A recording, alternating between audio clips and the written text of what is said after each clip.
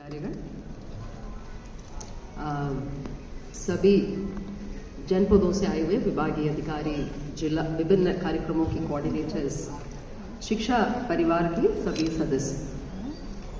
अब आज मेरा हाईकोर्ट में उपस्थिति भी है 11:30 बजे, बट मुझे लगा कि एक तो विषय शिक्षा है और विभाग विजय की है, तो आना तो है ही, भले थोड़े समय।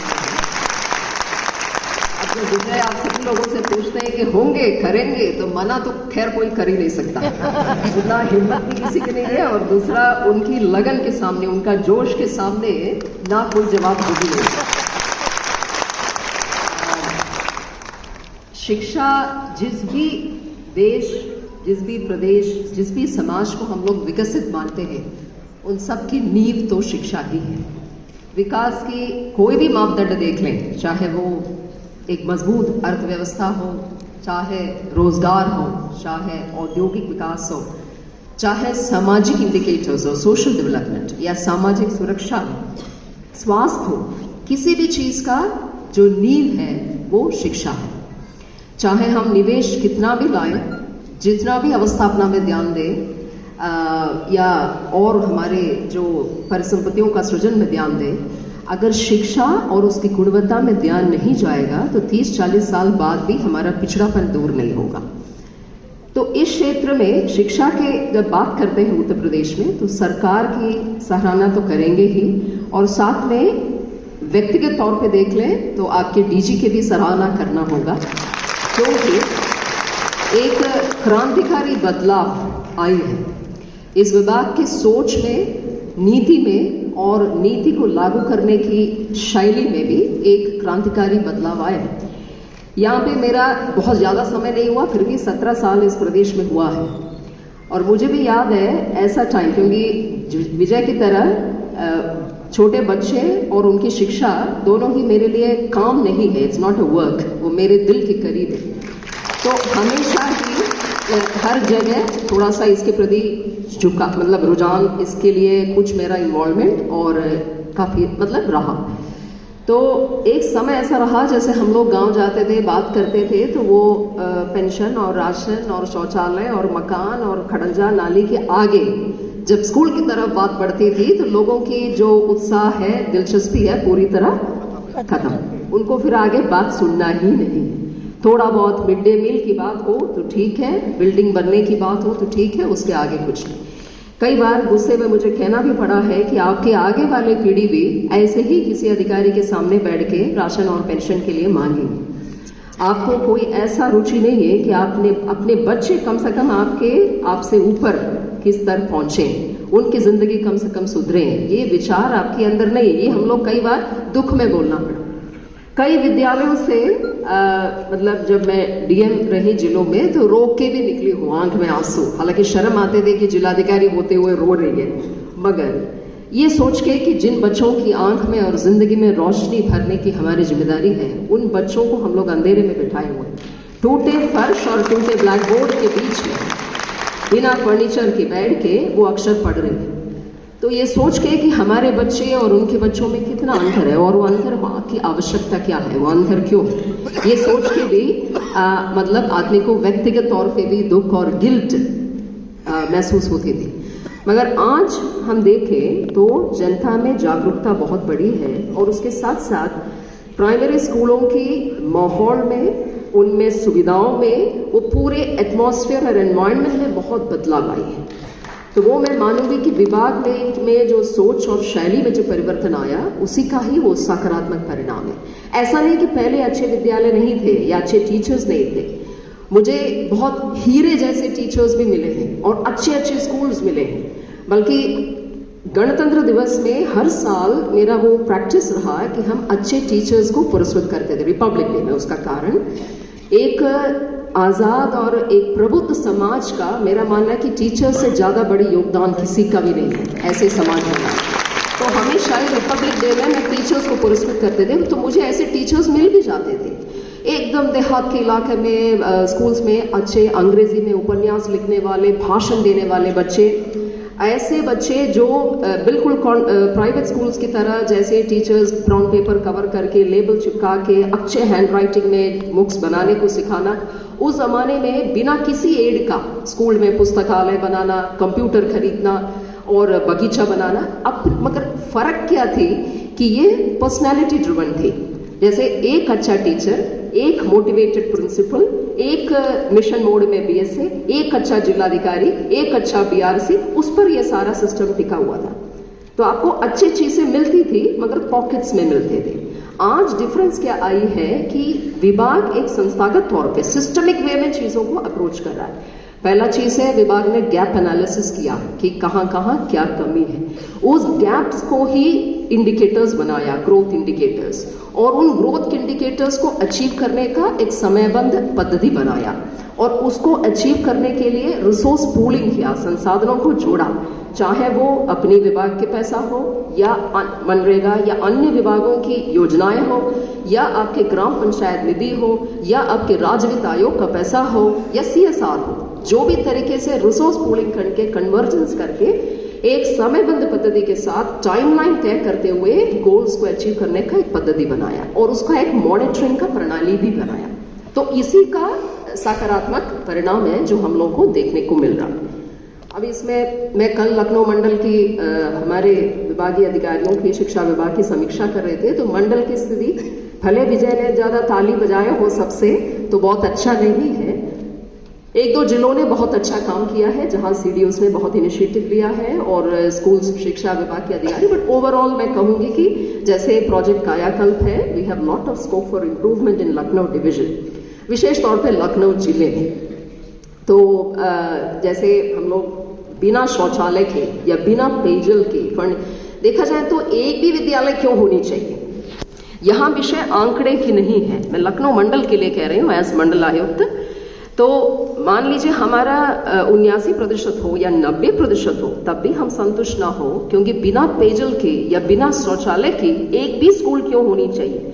यहाँ बच्चे की मानवाधिकार की बात हो रही है, फर्नीचर के बिना कोई भी बच्चे पढ़ने क्यों मजबूर होना चाहिए। तो उस लिहाज से देख लें तो हमको टारगेट तो अचीव करना चाहिए, वो 100 है और वो 100 से कम हो भी नहीं सकता, वो 92 नहीं हो सकता, वो 95 भी नहीं हो सकता।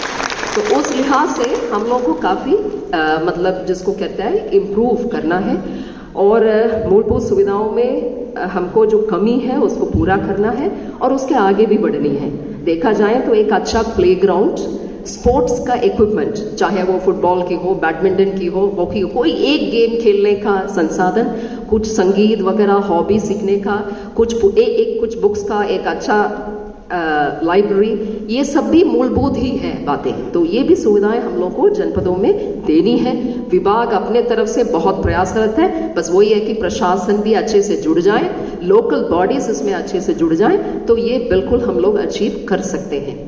एक दूसरा जो अच्छा चीज मैं कहूंगी कि लोकल बॉडीज का जिम्मेदारी और जवाबदेही इस काम के प्रति बहुत बढ़ गई है। पहले हम लोग देखते हैं ग्राम पंचायत ज्यादा स्कूल्स को अपना नहीं मानते थे, आप लोग भी देखे होंगे, क्योंकि निर्माण जैसे नाली हुई, खड़ंजा हुआ, वो सब काम में उनका रुचि था, मगर विद्यालयों को वो मानते थे कि सरकार की योजना है, सरकार चलाएगा, और शिक्षा को एक और सरकारी योजना की तरह वो देखते थे। आज वो स्थिति में बदलाव आए हैं, ग्राम पंचायत स्कूल को अपनाने लगे हैं और उसके प्रति उनकी जिम्मेदारी और जवाबदेही दोनों ही बढ़ी है। और ग्राम पंचायतों के पास पैसा बहुत है।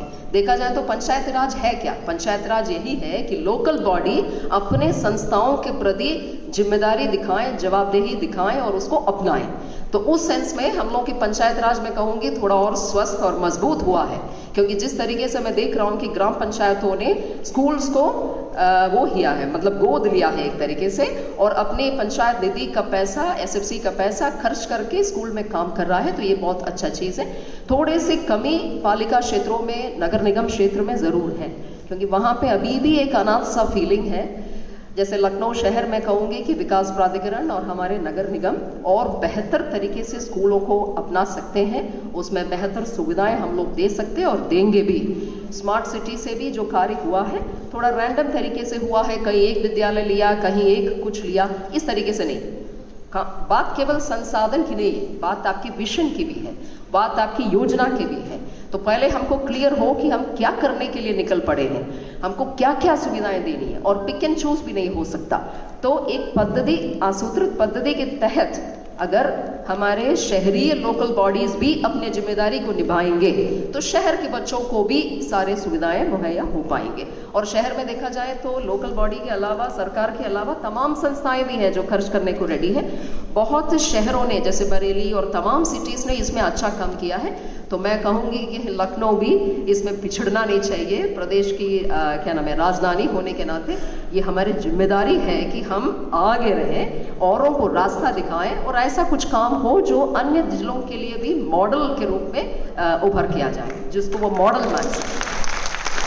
तो और तीसरा एक अच्छा चीज़ मुझे जो विभाग में देखा कि हर चीज़ के लिए कोऑर्डिनेटर्स, मैं कल पूछ भी रहे थे, ये 3-4 साल में जो बदलाव आई है, चाहे ट्रेनिंग हो, सिविल वर्क हो, कम्युनिटी मोबिलाइजेशन हो, विच शोज दैट डिपार्टमेंट ये वास्तव में सोच रहा है कि टीचर्स के पास पढ़ाने को ज़्यादा वक्त मिले, वो सिविल वर्क, कॉन्ट्रैक्ट का काम, ये काम, वो काम से थोड़ा अलग हो और उनको वास्तव में पढ़ाने के लिए समय मिले। तो कोऑर्डिनेटर्स बनाने का मंशा यही है कि एक बीएसए पे केंद्रीकृत ना होकर के टारगेटेड वे में अलग अलग विषय को थ्रू टारगेटेड इंटरवेंशंस हम लोग उसको मॉनिटर करें। बट इसमें मैं एक चीज़ ज़रूर कहूँगी, कोऑर्डिनेटर भी एक नौकरी है, मगर उसको नौकरी के रूप में अकेले ना देके थोड़ा सा जैसे आपका डीजी है उसी तरह एक क्या बोले मिशन के साथ, एक लगन के साथ अपने विषय में लगे रहें, अपने लिए टारगेट्स बनाएं, अचीवेबल्स चिन्हित करें, उसको अचीव करने का पद्धति आप स्वयं लिखें कि आपके लिए टाइमलाइन क्या है, और ऐसे मॉनिटर करेंगे तो डिस्ट्रिक्ट कोऑर्डिनेटर्स को भी बेहतर रिजल्ट मिलेगा।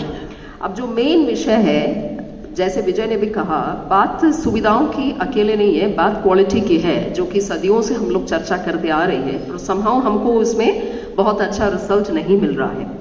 निपुण भारत की जो फोकस है वो वही है कि एक लेवल तक सुविधाएं होने के बाद आदमी फिर उस पर आउटकम दिखने लगे, लर्निंग आउटकम्स। तो लर्निंग आउटकम्स मॉनिटर करना, एक तो है कि कोई गवर्नमेंट मिशन मोड में कोई कार्यक्रम अपनाता है तो फायदा यह है कि सब लोग उसके प्रति सतर्क होते हैं, सारे टीचर्स भी देखने लगेंगे कि हमको क्या क्या आउटकम्स बनानी है।